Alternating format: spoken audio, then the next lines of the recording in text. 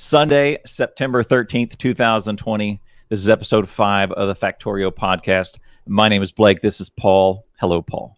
Hello, Blake. Hey, you got real quick. You got a COVID test. I got a COVID test, and antibodies. You were just telling antibodies. So, and you were negative. Negative. Okay. No antibodies. No antibodies. Yep. How did the appointment come about? So did you? Yeah. What was the purpose of you going?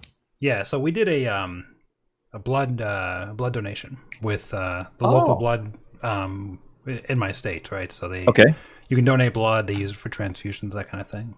And part of that process now, starting in mid-August, about a month, they added COVID antibodies to every donation. So they are interested in knowing who's got what, right? So the authorities want to know, or who had what, and when. Right.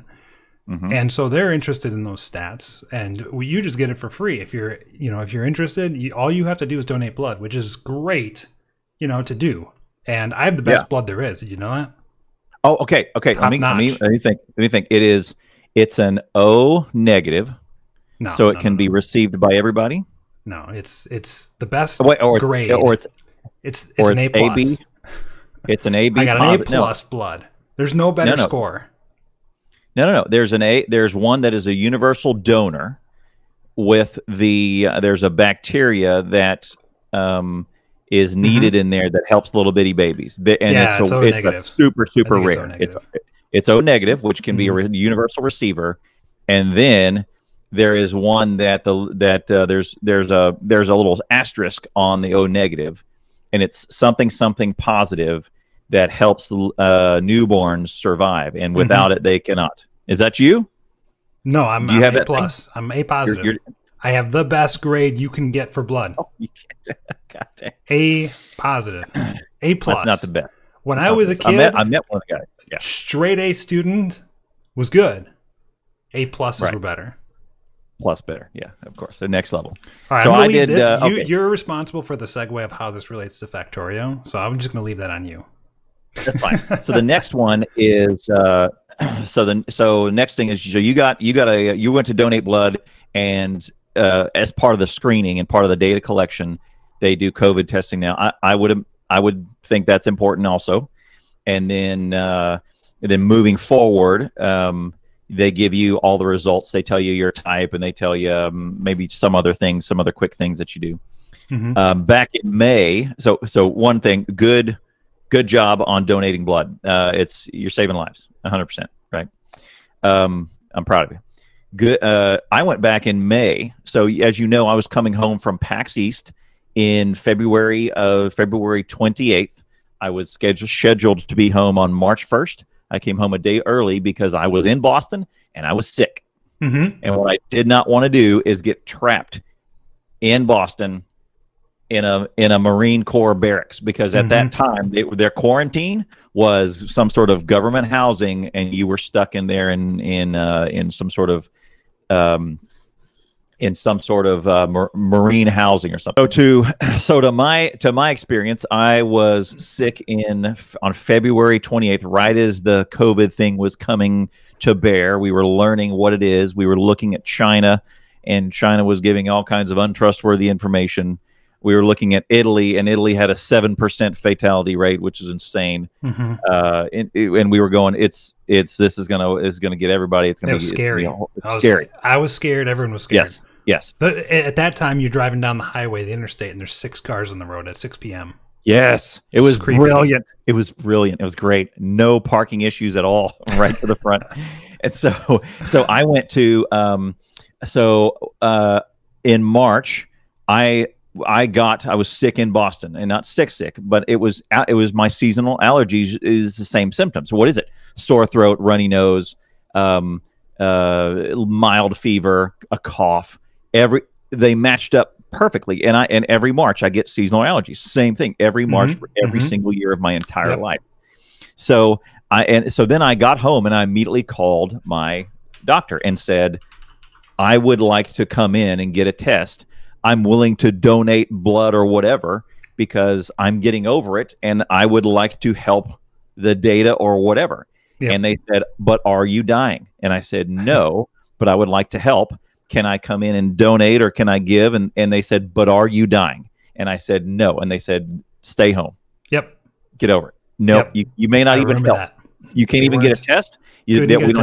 We can't get a test, and you can't help.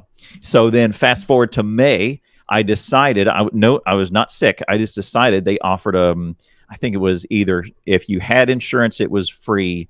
If you didn't, it was $60, but you could go get a test, and you could choose either the swab, which is active, or the antibodies, which is you've had it previously. So I went in and got an antibody test, and again we were in a line 6 feet apart out into the parking lot.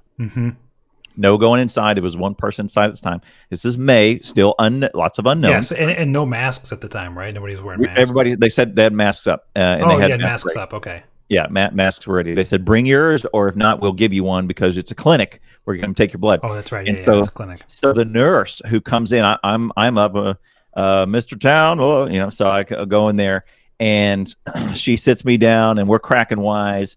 And then as soon as she sticks the needle in to draw the blood for the antibody test, I'm pixelating. She breaks into the most violent coughing fit imaginable. Ooh. Ooh.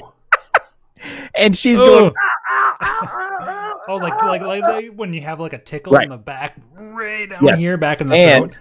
And as my skin is pierced, she starts violently coughing, and I think she's going to pass out.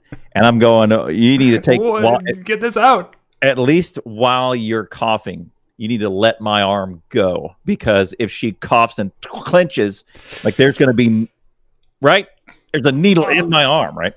She's coughing, and she finally waves, and she bolts. And another nurse swings in and takes over and does the thing, and I'm like, I'm out of here. Like they finished up, they got it, and I said, I thank you. I don't even. Yes, we're all good. Let's get out of here. So she bailed. That's like something out of a doomsday movie. Oh, it was apocalypse. So many things in my life can be described as it's like we were in a movie because you couldn't write it this good. Anyway. Well, good. Okay, so then they said 48 hours or like 3 to 5 business days or something before you get your results.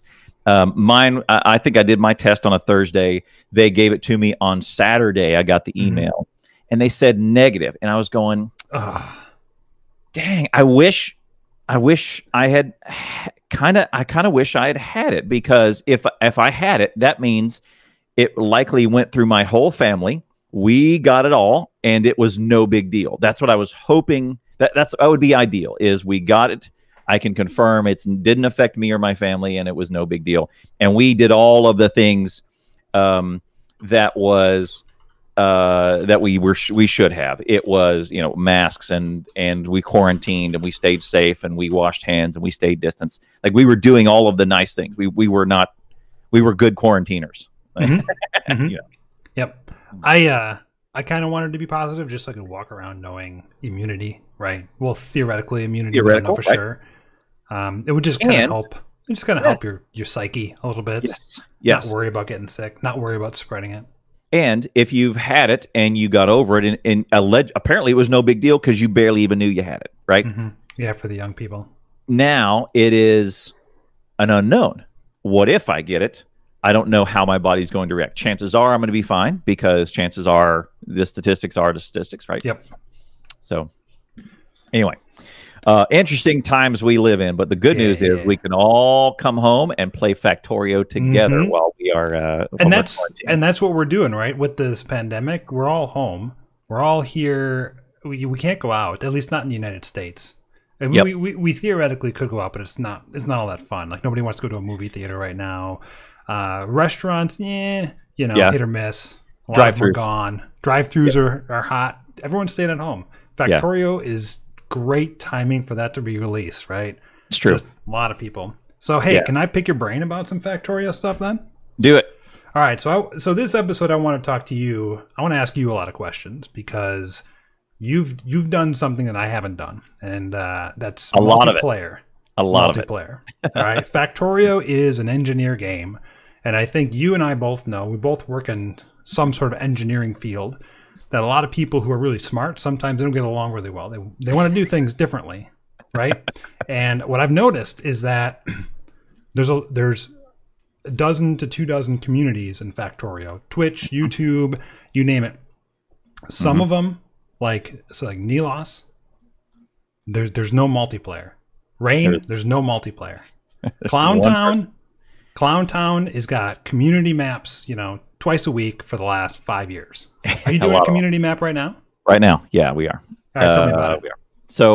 So my history is we've done several, and folks come and go, and there's a way that you do have to handle it. We've done many of them. We've mega based before. We've tried out mods. We've done full Bobs and Angels. We've done lots of vanilla. We've done some different things. This is about the third time we've done this type. It's called a ribbon world, and a ribbon world is kind of defined as a map with a fixed a finite north and south dimension. So that means it is a wide, skinny map. There are those who hate themselves, and they do the other one where they have a east-west limitation, and so it is infinite in north-south directions. The reason why you don't do those is because your monitor is 16 by 9. It is not 9 by 16. Yep. And you believe me, it's not really any difference. It's just a pain in the butt to drag the map and be able to see. You got to drag more of the map and all that sort of stuff. Right? What if you turned your monitor sideways? I got a portrait monitor. Will that work? I know you do, because you write code, and you want to see more of the code, right? If you're a coder, I got them all over the place. But right, I guess. I mean, I don't even know if Factorio. I've never played Factorio that way. Well, I've seen some screenshots of people with the widescreen, and it's like 6,000 by 900 or whatever. Yeah, the three monitors, right? It worked. Anyway, let's bring this back in a little bit. So the ribbon world is one we're doing right now, and it's community world. And what I do is I open it, and the way I handle it is I don't let anybody do it. I sync it up with my subs, so my subscribers get to come in and do it. And let me tell you, the way to handle multiplayer is it's not about making money, because nobody's getting money on a server hosting scheme. Ain't nobody getting rich on that. Okay. No. It is two things. One, help me pay for the server. There is a monthly fee. There's memory and there's bandwidth. And two, put just a small little barrier between you and the trolls. Factorio community has very few trolls in it. Right. It's a self-selecting audience. We're not playing Fortnite here, right? And you kind of have to be a thoughtful person. Yeah, I know. Shots fired. You kind of have to be a thoughtful person to plan out. You have to have future plans. You have to have forward thinking to be a good Factorio player. And forward thinking it lends itself to being okay. If I can't really be a troll here and continue to play, well then, so I gotta behave myself. So I don't have a whole lot of problems with that anyway. But those are the two reasons I make it subscriber only. And let me tell you, unless you're a giant streamer, you ain't making any money. And just help me pay that bill every month. Appreciate it.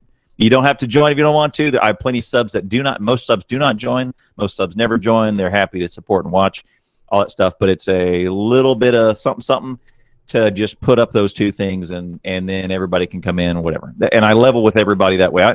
I tell everybody up front, this is a subscriber map. Feel free. I'm happy that you're here, etc. Right. So you filter out a bunch of people, right? Yeah.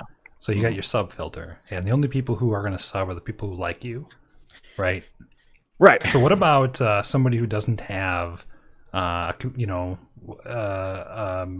ability to filter out people they don't, necessarily want to play with? Or what if, what if I join your multiplayer game and I'm there and Kane's there, right? Kane's in the same server, and me and Kane are just not getting along.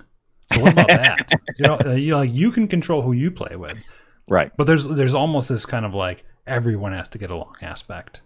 There is. So I shy away from the massive multiplayer events. So you've encouraged me to get involved with. There's been some recent folks who have opened up a server and done massive multiplayers, 100, 200 people, something like that. And you've privately messaged me, hey, you should drop in on this, and I'm always going, nah. And you hear the tone in my voice. I'm going, it's not that I'm against playing with an open audience. I'm not isolated to a curated audience, but it's just I've got way too many things in Factorio and for streaming that I want to do. And that is not one of them that kind of fits in with what I'm doing. All right, I get way more requests for me to do stuff than I have time to do it and invest the right amount of time. It's like when you and I, it's like when you and I were we were kicking around doing some speed run stuff, and your response was the same as mine. It was, in order for it to be good, I'm going to need to invest a lot of time in X, Y, and Z. And right now, I don't have the time to do X, Y, and Z. Yeah, you got a backlog of stuff. Right, I have a backlog of stuff. And a lot of times my multiplayer, open source, broad-based, hundreds of users, and with chaos going, that's not in my backlog. Yep. So, I understand completely. It was at 6 in the morning for us, and I overslept, so I missed it. I did too. I had hoped to at least kind of just show up, be a part of it. Me too. I was ready to go, and I hit the go live button, and then I got 2 hosts from people who had just wrapped it up, and I went, "I'm so sorry about it." Oh no! Yeah, so. Just swooping in for the hosts. Yep. Yeah, and I've said, "I'm so sorry. I wanted to be there. I thought it was going to be open all day. It was going to be a thing." Anyway, so there you go. So when I first started playing, I played multiplayer with my brother. Okay. Yes. Remote. He's out in Colorado or something. I don't know where he was at the time. I think maybe he was in Austin at the time. He's also an engineer, so software developer. And what I found was, like, when we started a new map, he wanted to do it his way, and I thought that way was crap. So this is your classic software developer type engineer clash, right? One person wants to do it another way. The other person's like, well, if I do it that way, this is going to be annoying. Okay. And so we ended up just parting ways. We didn't continue. Yeah, well, I mean, not parting ways as in like I don't like hang out with my brother anymore. We still talk. But that map didn't go anywhere. You suck at Factorio. Can you pass the gravy, please? Yeah. But I feel like there's always a need for like a mediator or a manager when it comes to multiplayer Factorio. But I've never ever seen you on your stream, and I've watched you a lot. I got 1,000 hours watching you, maybe. Oh my goodness! Know. Thank you, man. I don't know. Maybe the bots can tell us. Who knows? But I've watched you a lot, but I've never seen you on stream managing anyone. You're never telling anyone what to do or what not to do. It's like autonomous. How do you do that? Kinda. I mediate some of it. I do mediate some of it. Here's what happens. So the way Factorio, we've talked about this before on this podcast, is the way Factorio is really based on. It's a series of ideas, and 2 things. An idea, it's a lot like to bring it back to your statement about speed running, is that the meta is not written. There's still ways that you can come up and save. 30 minutes on a 2-hour speed run is an insane amount of time, and it's because the amount of the meta is the ideas and the sequences. None of those are written. It's like chess. It's always changing. Similarly, in these builds and a lot of these things that end up happening in Factorio, you got to give some folks a little bit of room to figure it out. Okay. We were talking a little bit about this last night, and a lot of times, what'll end up happening is someone in the subgroup will say, "I'll handle green circuits," and I'll go, "Great, go for it." and then I will specifically not work on green circuits because I'm going to go work on something else. Where you get into friction is if you have two people working on it at the same time, and you're placing stuff, and that's not going to work. So you have to let them do your thing, do their thing, and then what you have to do is once they're done, then you say, all right, I'm going to come on and I'm going to show you some good ideas. I'm going to teach you a little bit about some of the meta around it, and then we're going to look at what you did right, and we're going to look at what you did, what could be improved. Okay. So specifically, don't work on something at the same time. Let them do the thing. Here's the thing. Here's the secret about multiplayer is that, by the way, your build in early game is going to be ripped up. Yes, it is. Anyway. It really doesn't matter a ton what happens in that short term, right? Because at some point, you're going to get level 3 assemblers. This thing was built with all level 2 assemblers, or you're going to get bots. Or you're going to get blue belts, and now you don't have the number of assemblers is not right. You're going to have to rip it up anyway. So I don't get early game. I don't get too excited about having someone come in and build something crappy, because the understanding needs to be that Factorio is about evolution. You progress up the tech tree, and you unlock better tools and faster tools and more efficient tools and more advancement. That your build that you started with, that little mall that we talked about last time, that starting mall is gonna get ripped up. It is. It is. And then at some point it might be the buffer chest mall, and then at some point it might even be the mojo mall, right? That's a great example of the evolution of a build. And so when you build the first time, you go, okay, good enough for now. We'll leave it. It's going to supply our. It's going to supply our day. It's going to supply us with stuff. It's not a big deal to leave it, because at some point we'll circle back. Right now, it is not the bottleneck. I'm not going to focus on it. I'm going to go do something else. Right. Now, hold on one second.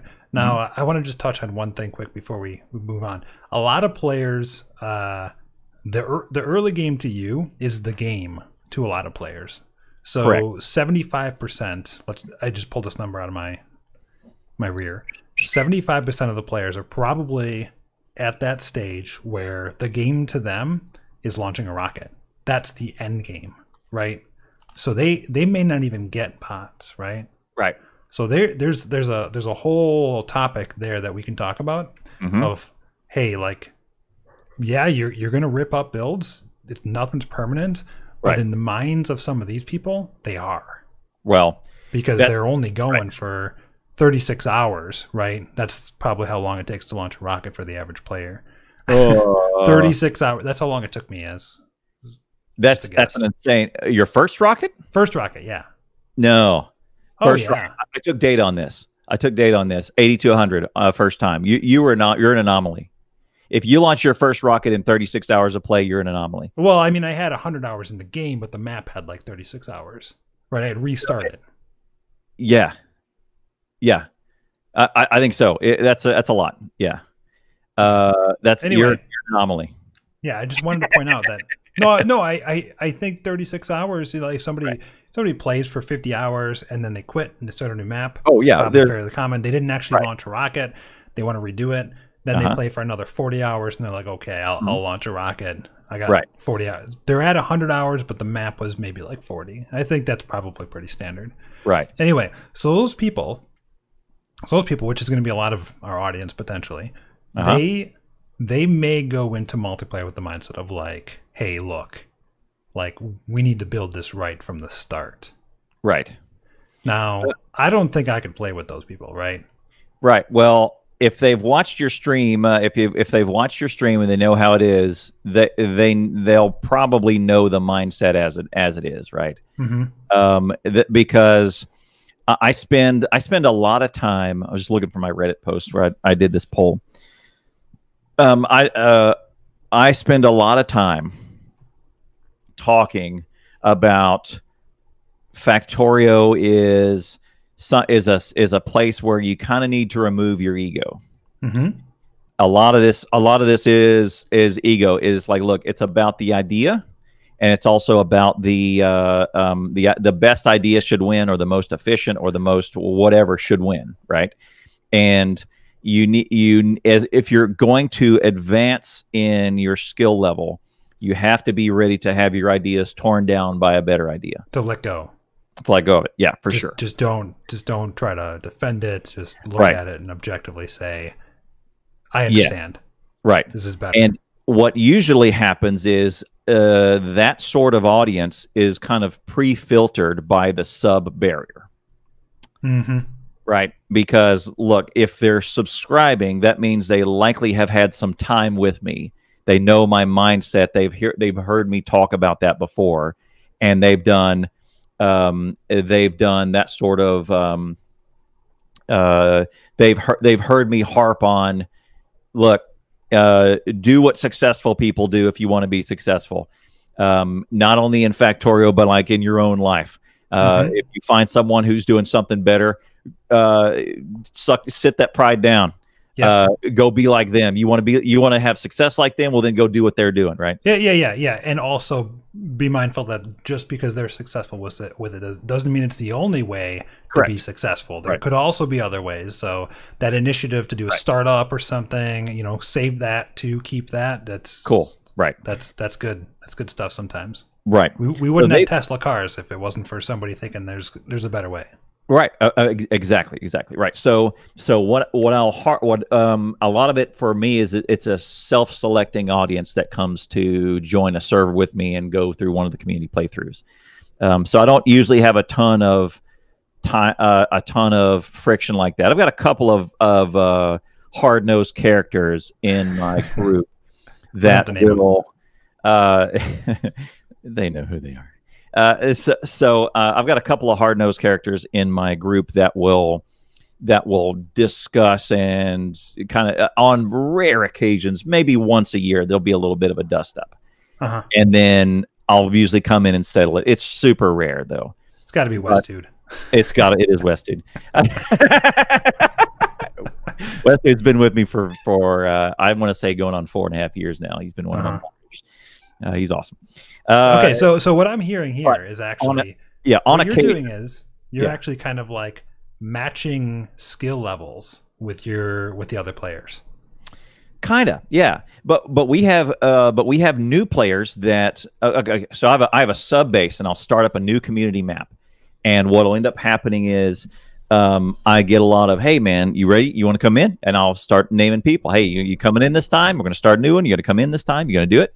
And they'll go, no, I'm not ready to. I'm not good at Factorio yet. They'll see what has happened on the last one, and they'll go, I'm not there. Then what we'll have is a couple folks go, all right, I think not this one, but I'm almost ready. I'm watching this one in detail. I'm going to jump in with you guys, because everybody that jump in has a pretty high skill level now on how to do it. And here's the thing about a sub map. That a multiplayer map that you will need to, if you're listening to this and you're thinking about joining one, or you're joining a multiplayer map, the map will move way faster than you realize. Yeah, you will go from yellow belts to bots so quick, because you'll have more players doing more things. You'll have one or two or three players that just kind of click, and they will get automatic with each other, and they'll take care of stuff. You will never see it happen. You'll never realize it happened until until the science goes off, and you go, holy crap, when did we get power armor? And you go, oh, okay, well, I was just over here working on my green circuit build, and now we got power armor.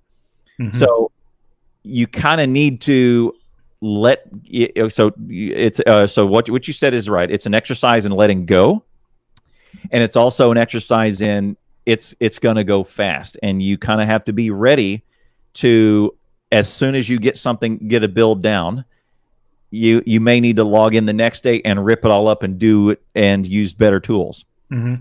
So, for example, on my last sub, I'm going to hold up my finger here. I have 4 subs. I have four streams, And my subscribers and my viewers have watched me fiddle around with a military science build for 4 streams, because the first one I logged in and I set it up barely, about halfway, and I got it kind of halfway running. The second one, I got in and I finally got it running. I moved coal. I wanted to move coal off of main base, and the only reason it was there is because of military science grenades. And my goal was to get coal out of our way and move it elsewhere. The third one, I logged in and I had to redo it all because we had unlocked the last assemblies and all the belts needed to be upgraded to red. And the fourth one was yesterday when it was time for a beacon build. So I spent, it was probably 28 hours worth of streams of me just doing military science builds all the way to end game. Wow.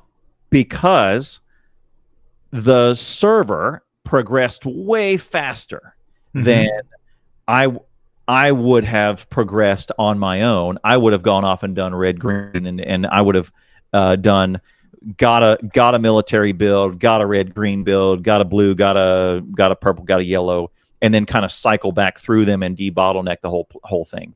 Now hold on. Does that multiplayer server run 24/7? It does. So you play on Tuesday, and Kane's in there Tuesday night. Yep. You're not. It's going. So okay. So you're not even. So you're not limiting it. You could limit it so that it's only up while you're streaming. Correct. You know, but you're letting it go. Yeah, it's going to progress real fast. So correct. I thought about this a lot.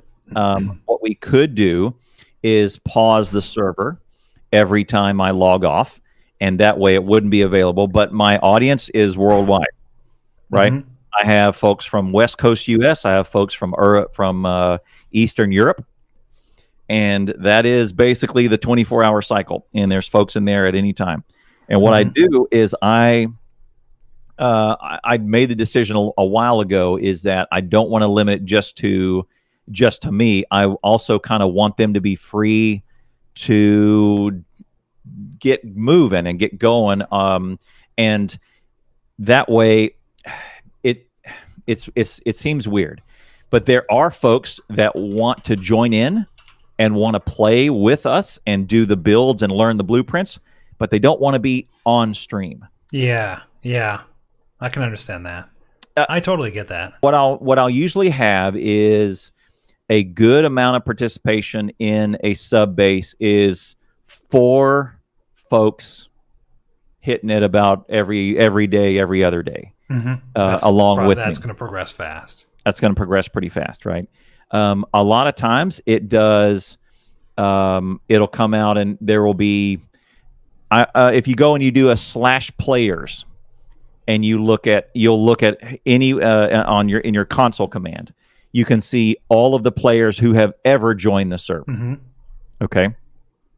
I will typically have around 15 to 18 people who have ever joined. And probably that's a lot, right? It's a lot. And probably 3 to 4 of them will continue on to the end, whatever the end is, right? And the end could be, I've taken it as far as a mega base as I can. The UPS issues are getting too much for me. I got to bail out. It's not. It's not working UPS for me. is always a killer for multiplayer. It's always killer. Right. Anyone with a 2 or 3 or 4-year-old computer gets to the point where they can't even play anymore. Right. Your player-based windows. I remember doing a multiplayer 100% run, and when it got down to the very end, it was just 2 people. Just 2 people could play. The rest, everyone else had to quit. That's not much fun. And that's exactly it. That's the final boss in Factorio is your PC. It's not right. It's not biters. It's not even the rocket. It's not your ability to find more materials. It's your computer. It's your server. It's how much money you want to spend on it really is an AMD or an Intel chip. Yep, it really is, and it's all about the chip. Graphics is you can do something about, but it's the chip, man. So so that's or we reach whatever goal. Like our Bob's run, we crossed 100K rockets, and we said, okay, that's good enough. we did 100,000 rockets. 100,000 rockets. Yeah, in Bob's. Our science was something like 36K a minute. It was insane. It was just insane amount of science. So about 3 to 4 will carry with me to the end, whatever we deem the end. And as a goal in this one, our ribbon world, we're gonna reach the end of the world. So it's reach the end of the world. The end of the world. So yes, a ribbon world, which is only 100 high, it goes to 1 million blocks in either direction of 0. And right now we were at 450K. So we're halfway there. It's going to be good. So that's progress. I know a couple people have made it out there, but it's a long journey. It is a long journey. Very long journey. With rails. So you have to plant rails all the way out there. Yep. Which means you got to clear the biters, you got to put the power down, you got to have refueling stations every once in a while. I mean, can a train even get all the way down there in one thing of fuel? Yes. Or do you have to? Yes, it can. You do. Well, you do need to. Okay. Well, I should say you do need to carry extra. You do a 111 train and you're fine, so that your cargo wagon fuel can in the cargo. Fuel in the cargo wagon. Oh, right. So then you stop and you have like inserters, like just kind of like transfer it over. Oh, you can do it manually. No, you just grab it out and put it in. You can do it while you're driving. You can't do stuff manually in Factorio. You got to automate everything. You can do it, man. Just carry it with you. You're on your person. You can just look out of the train and click, and load them up again. You know, like if you got to play with 2 hands at that point, it's no fun. You're just riding the train. You know, you're just leaning back. Right. So anyway, and then we just go. We move forward. So you want to talk about the multiplayer that you and I do together. So tell me a little bit more. Tell me why you tell them about Base Doctor and what all that's about. Yeah, sure. It's a multiplayer experience I've done with you. Right. Base Doctor. Give me your thoughts. Give me your thoughts on that and explain what it is. All right. So what it is it's a way for me in Clown Town to do some shenanigans on stream, right? So we join a server. Just pick a random public server, one that's not too far along, right? It's still in its kind of like infant stages. Yeah. And we fix whatever issues they're having. I mean, you could join some of these public servers. Some of them have a laundry list of just like, this doesn't work, and this doesn't work, and this doesn't work. And maybe they need a balancer here, a balancer there. Maybe like their miners aren't put on right. They missed a patch. The power is bad. They're low on power. Whatever it is, we go there and we fix it. But we can do that while we're doing our shenanigans. We're talking. Yeah. Cracking wise, as Clown always says, it's cracking wise. But it gives us something to do while we talk. Yeah. And it's hit or miss, but it's gonna be fun. It can be a lot of fun. Now we've gone into multiplayer games where we looked at it and we said this doesn't need a doctor at all. I mean, this is a work of art. This is pretty good. And everything's working perfectly. It's all automated, and the guy's running like 1,000 science per minute, whatever. And it's like, I don't think we need to be here. So we jet and we go somewhere else. And we've gone to other bases where they had like 5 furnaces. And it's like, well, you need a little something. You need a little help. So we'll give them a little boost. They have a massive amount of ore, 6 furnaces, and then they're iron plate starved. And we go, you know what would help here? Just more furnaces right here. Yep. Right. More furnaces. Yeah, that's a lot of fun. Then we'll start doing that. So that was that your first multiplayer experience other than the one with your brother? No, there was only one other. Really? So that was your third then? Yep. So you play with your brother. What was the second one? There was a charity stream with Anti-Elites. Where it was build a mega base and launch a rocket for every $1. And okay. I joined on the first day, and I built some stuff, and we got to yellow science or something like that.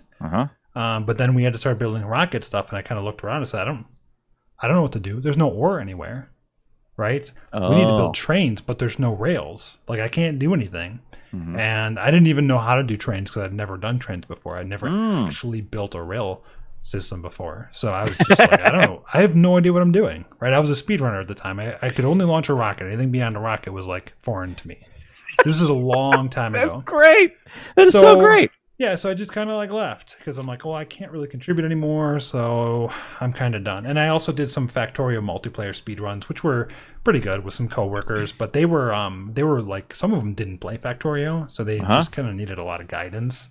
I So remember. I remember you need though. to do this, you need to do that, and some of the best clips were from that.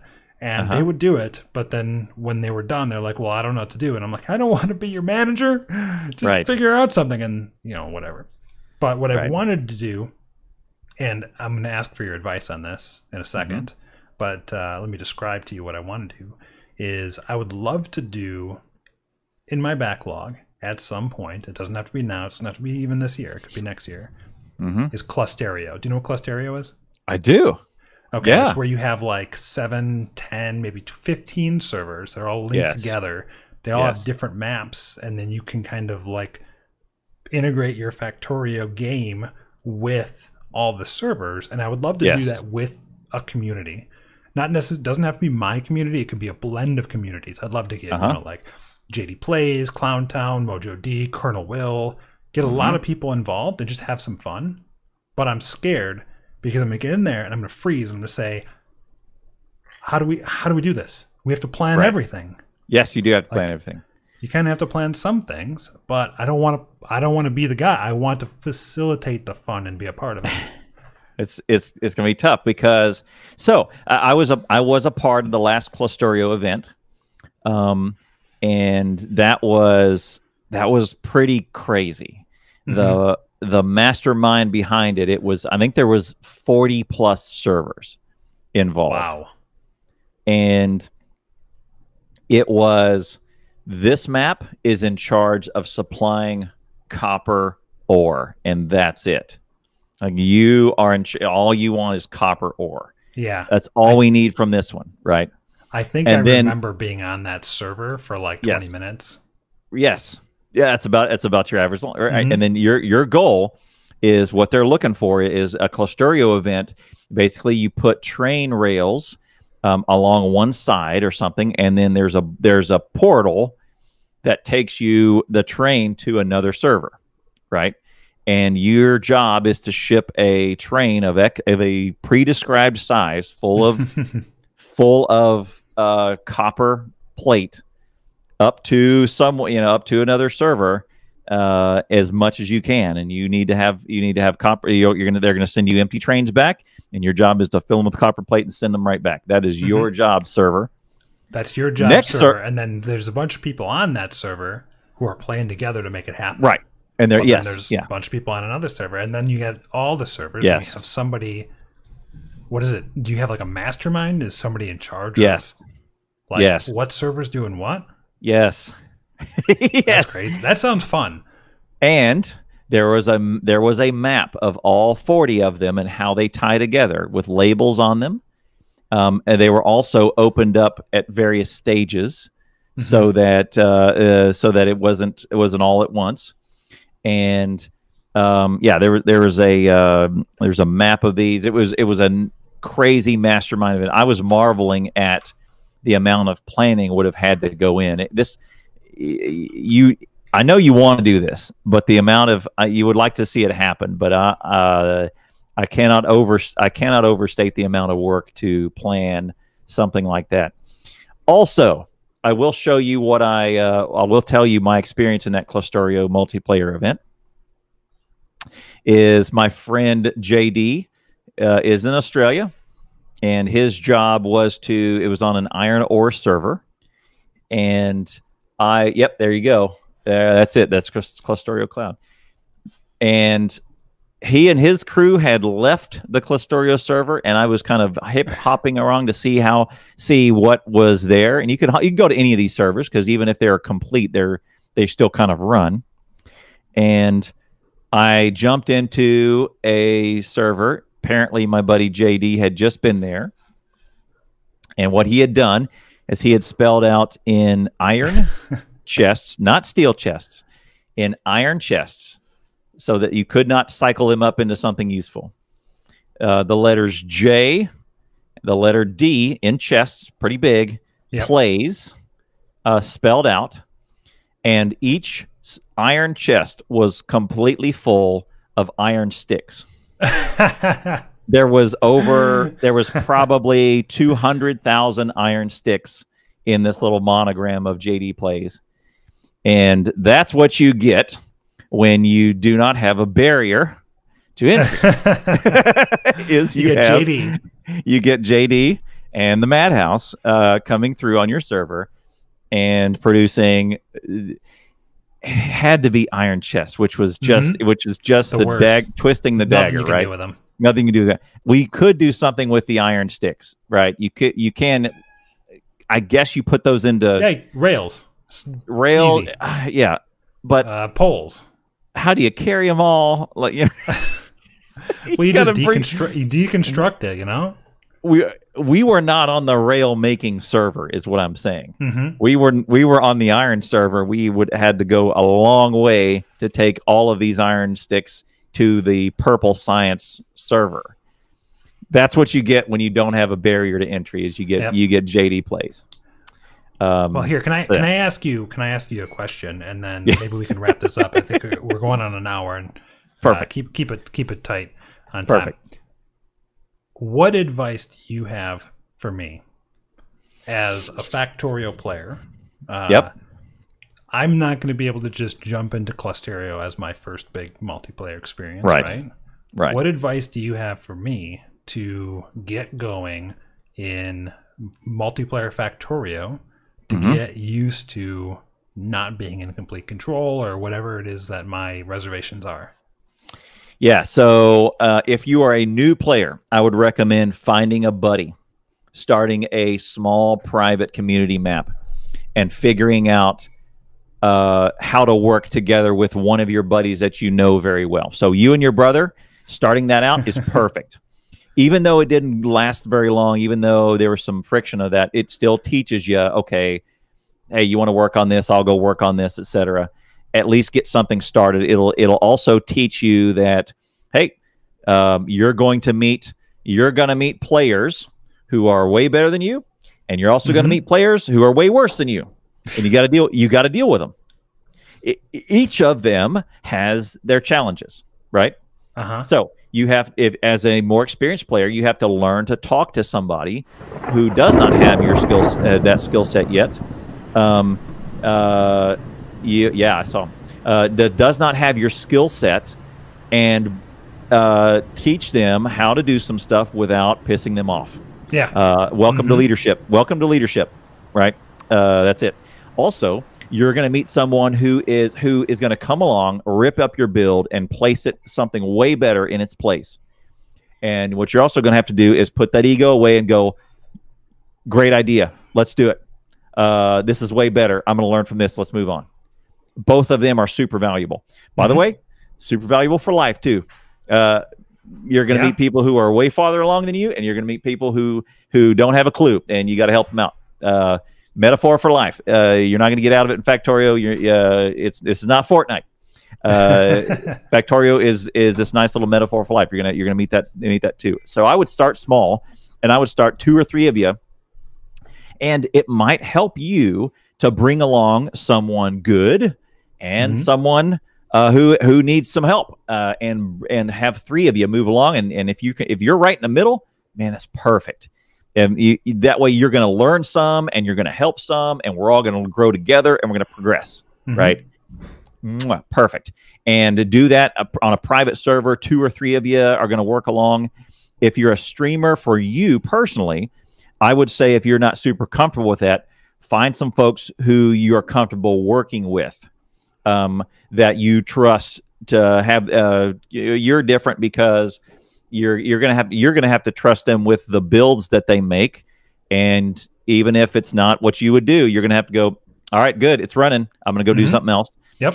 And if you're a streamer, you're kind of have to trust them with your channel, because if you're gonna put their voice on your channel, you need to make sure that they know what TOS is, and they're not gonna be they're not going to terrorize your channel. They're not going to push people away. They're not going to violate TOS and get you banned, right? Because that could easily happen. Very easily. As a streamer, as a partner streamer, you are responsible for everything that happens on your channel, period.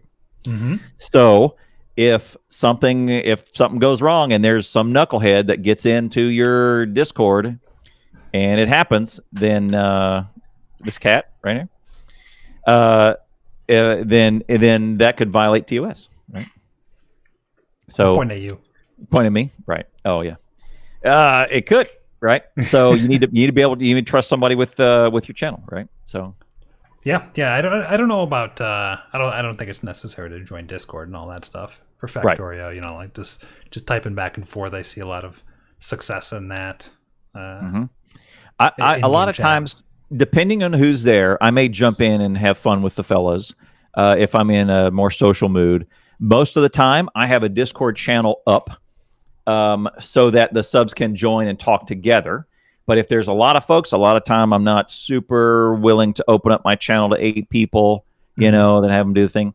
Yep. If there are other streamers, it's different. We're kind of trusting each other with our channels, so that's mutually assured. That's a whole nother topic. Right. It's kind of, but there's an implicit trust. If we're both in the game, then we both have equal stuff amounts to lose. So we kind of both know the score. We both have signed the TOS contract. We both have done the thing, right? But otherwise, I would just say start slow, start with a private one, and see how you work with them. Learn how you would behave. Learn what's better or worse, and then maybe move on from there and to do bigger ones. If there's no barrier to entry, you're maybe setting yourself up for failure because you're rolling the dice with what kind of player you're going to get. Right? You may get JD. You may end up with JD. Be careful. You may end up with JD. You never want to open your multiplayer server up. JD could join your channel. Yeah, I'm going to put his link in the chat, by the way, or a link in the description below, so you can go follow him. He's awesome. He's my broadcast partner for the Biter Battles. He's amazing. He's done a great job since 1.0, even before 1.0, and really upping his game and really providing a lot of content for Factorio. Yeah, he's great. He's a great ambassador for Factorio too. Yeah. Anyway, what do you?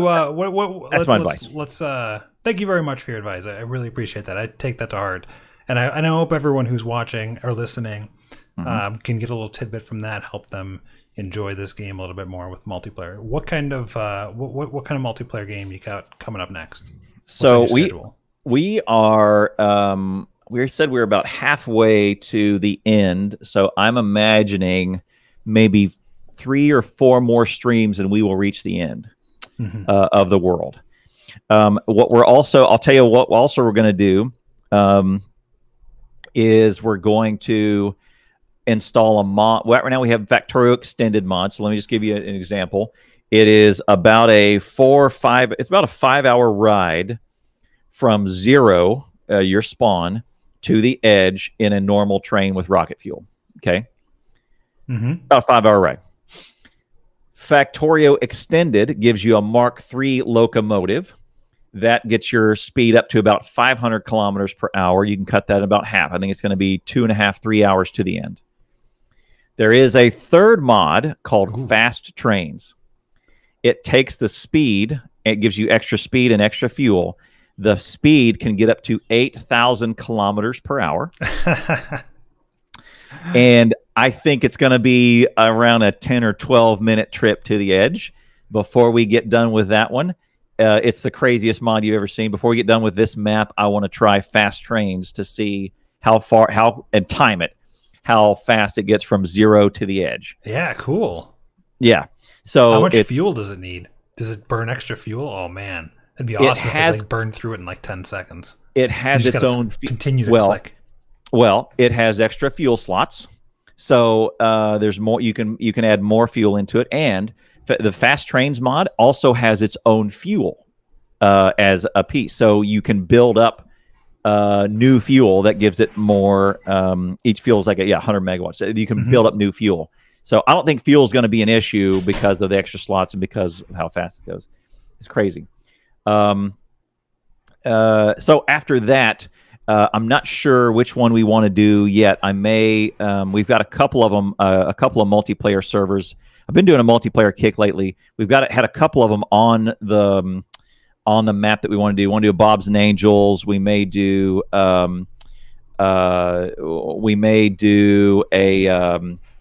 a couple of normal mods with some space exploration. We may do a C block or something. SpaceX, that's on my list too. Yeah, space exploration with multiplayer has been recommended to me. That's one I've got on my radar. I will tell you, we recently did a Bob's only playthrough, and then I went to go do an Angels playthrough. Angels only. Yeah, Bob's has all the fun stuff. Yeah, Angels is hard.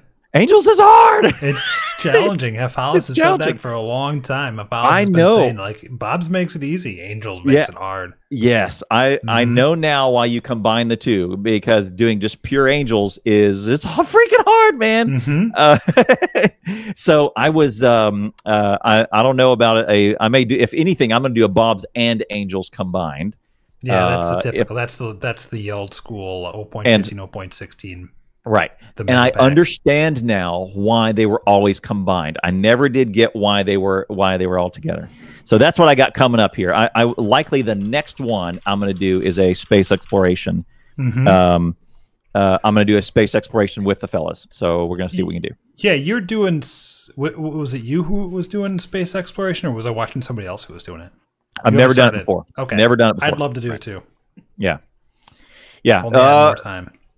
Well. If you want to, if you're a sub, so if you wanted to join and stream on the space exploration server that I host, you are more than welcome. I could do Base Doctor on your server. You could do Base Doctor on my server. Yeah, that'd be great. That'd be great. Maybe we can do that.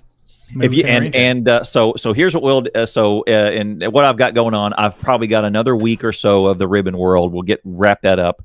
I think it may do that, and then I think we're going to, try a space exploration and do that sort of stuff. We'll see how it goes.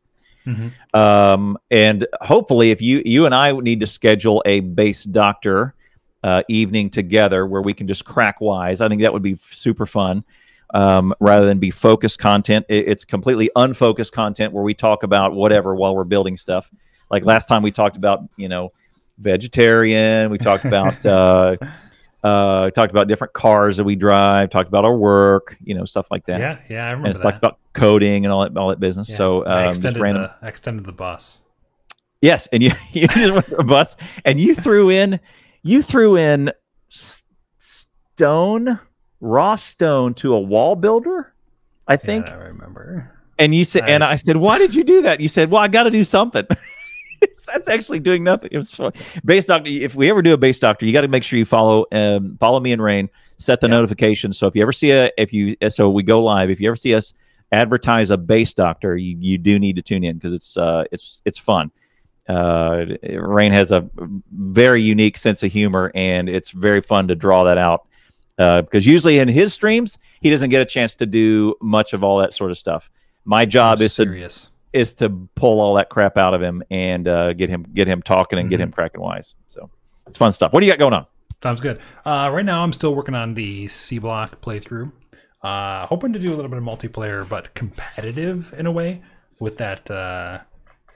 It's like that PvP scenario that came with. I talked about that a couple episodes ago. Yes.